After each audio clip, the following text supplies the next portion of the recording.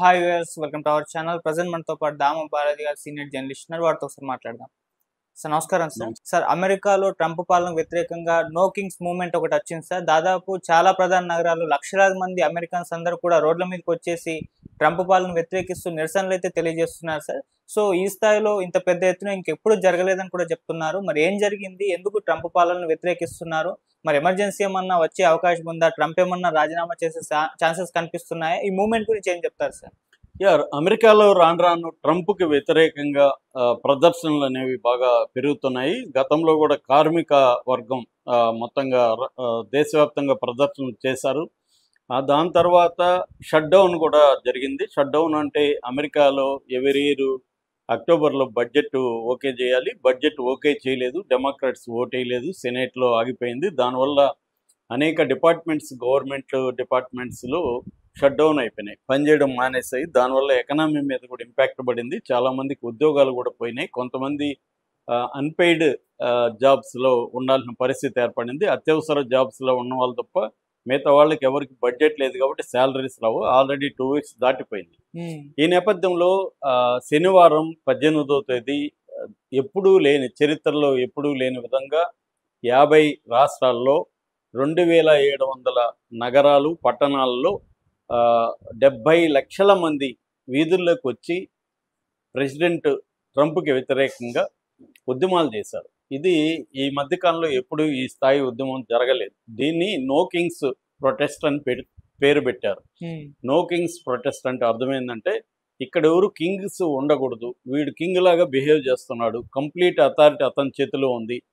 Biden 4 ఏళ్లలో చేసిన executive ఆర్డర్స్తో పోలిస్తే ఇతను 9 నెలల్లోనే దాన్ని క్రాస్ చేసేసాడు. 4 ఏళ్లలో ఆయన ఇష్యూ చేసిన ఆర్డర్స్ కంటే 9 నెలల్లో ఇతని ఆర్డర్సే ఎక్కువ ఉన్నాయి.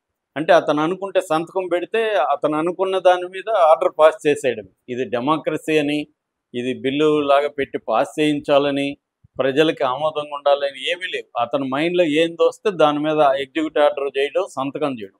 అందుకనే ఈయన క్లోజ్గా ఉన్న వాళ్ళందరూ కూడా ఈయన బయటికి వచ్చేసారు. ఎలాన్ మస్క్ లాంటి వాళ్ళు కూడా బయటికి రావడానికి కారణం ఏంటంటే ఇతను ఒక రకమైన నియంతృత్వ ధోరణి, తానే కింగ్ లాగా బిహేవ్ చేస్తున్నాడు. కాబట్టి అమెరికాలో కింగ్స్కి చోటు లేదు. ఇక్కడ కాన్స్టిట్యూషనే సుప్రీము, ప్రజలే సుప్రీము, డెమోక్రసీ సుప్రీం, కానీ ట్రంప్ సుప్రీం కాదు అని చెప్పడానికే సింబాలిక్గా నో కింగ్స్ మూవ్మెంట్ అని వాళ్ళు పేరు పెట్టారు. ఎందుకంటే అమెరికా విప్లవం, స్వాతంత్ర సంగ్రామం జరిగినప్పుడు 1776లో అప్పుడు కూడా కింగ్స్ ఎవరు ఉండకూడదు, డెమోక్రసీ ఉండాలా, ప్రజలే కింగ్స్ అనేది అప్పుడు స్పిరిట్ అనమాట. దాన్ని కూడా తీసుకొని వీళ్ళు నో కింగ్స్ మూవ్మెంట్ అని పెట్టారు. దీంట్లో ఇన్ని రాష్ట్రాల్లో 2700 టౌన్స్ అండ్ సిటీస్లో 70 లక్షల మంది పాల్గొనడం అనేది అపూర్వమైన విషయం. అందరూ కూడా వీధుల్లోకి వచ్చి మార్నింగ్ వచ్చినప్పుడు ఈవినింగ్ వరకు కూడా చాలా చోట్ల టైమ్ స్క్వేర్ లాంటి మెయిన్ ప్లేసెస్ ఉంటాయి సిటీలో, అక్కడ ప్రదర్శనగా వచ్చి అక్కడ గుమికూడి అక్కడ డిఫరెంట్ స్లోగన్స్ ఇవ్వడం, ఇవన్నీ చేశారు. అయితే వీళ్ళ డిమాండ్స్ ఏంటి ప్రధానంగా అనుకున్నప్పుడు, ఆర్థిక పరంగా చూసుకున్నప్పుడు బిలియనీర్ పాలసీ అనేది ట్రంప్ దీంట్లో ఉంది. బిలియనీర్స్కి ట్యాక్స్ కట్స్ చేయించాడు ట్రంప్. బిలియనీర్స్కి మాత్రం ఉపయోగకరమైన నిర్ణయాలు తీసుకున్నాడు. పేద ప్రజలకి లైఫ్ అనేది భారంగా పెరిగిపోయింది, ఇన్ఫ్లేషన్ పెరిగిపోయింది.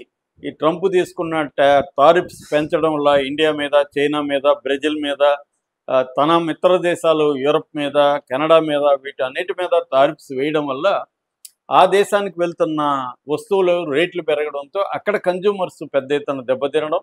అట్లాగే దాదాపు 50-60 లక్షల మంది మీద హెల్త్ పాలసీ దాదాపు డబుల్ అయిపోవడం రేట్లు.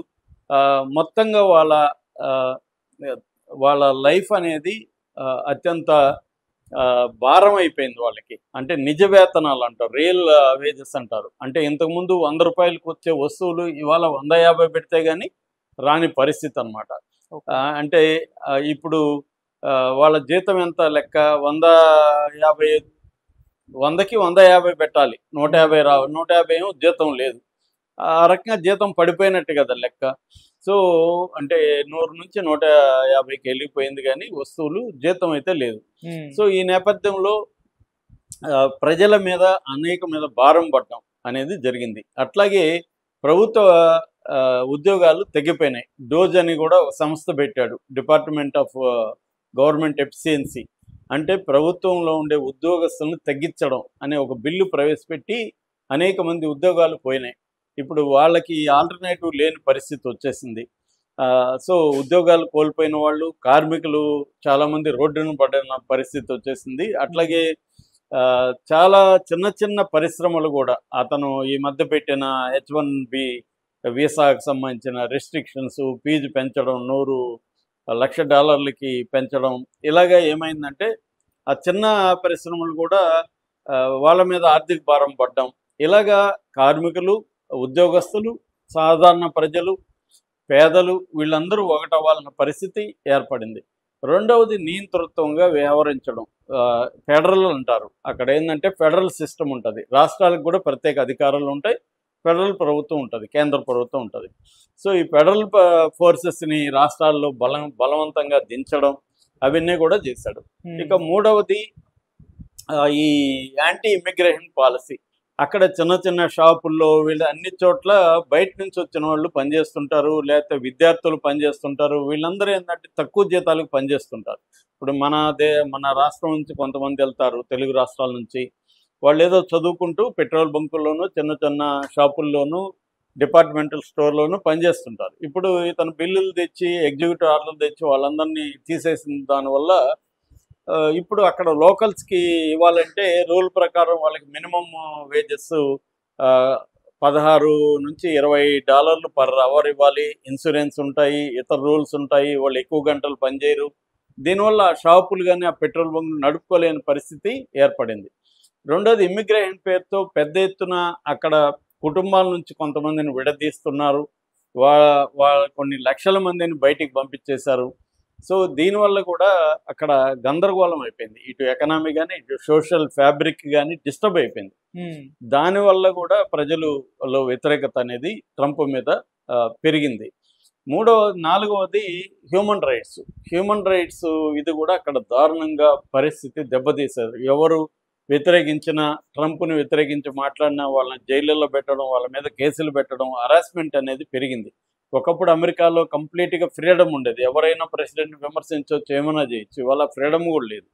సో ఈ కారణాల వల్ల ట్రంప్కి వ్యతిరేకత అనేది ప్రజల్లో పెద్ద ఎత్తున వచ్చింది. దీన్ని డెమోక్రట్స్ కూడా ఉపయోగించుకుని, డెమోక్రట్స్ కూడా ఉద్యమంలో పాల్గొంటున్నాడు. బెన్నీ శాండర్స్ లాంటి వాళ్ళ స్పీచ్లు వెరీ పాపులర్ అయినాయి.